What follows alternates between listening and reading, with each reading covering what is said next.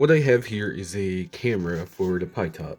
Unfortunately, I tried to display a live video, but it couldn't because the further website seems to be having a little bit of troubles. Not sure if that's from my end or on their end, but right here I have a simple doorbell. Just be aware that this has high frequencies, so let's try it out.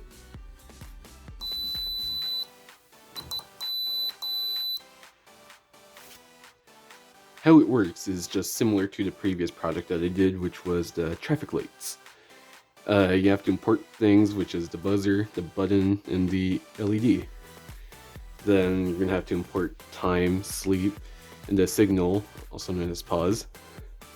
And then you have to put in the variables, which is the buzzer, which I connected to D1, the LED, which is to D2, and the button, which is D3. If you don't know what that is, I'll show that on the pitop. Then you're going to have to set up different functions. I know the comment right there that just says function for light A, but I kind of just copied and pasted the whole thing. Kind of went lazy with it, but I should have typed everything out. As you may notice, there's DEF, buzzed, and buzzing. And as you may already see, for buzzed, the buzzer and the light is off, and for buzzing, well, should be on.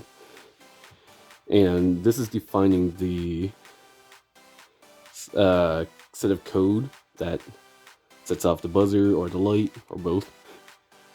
And this is how I set it up. So when you press the button, it activates the buzzer and the light. And then that's how you know that there's somebody right outside the door.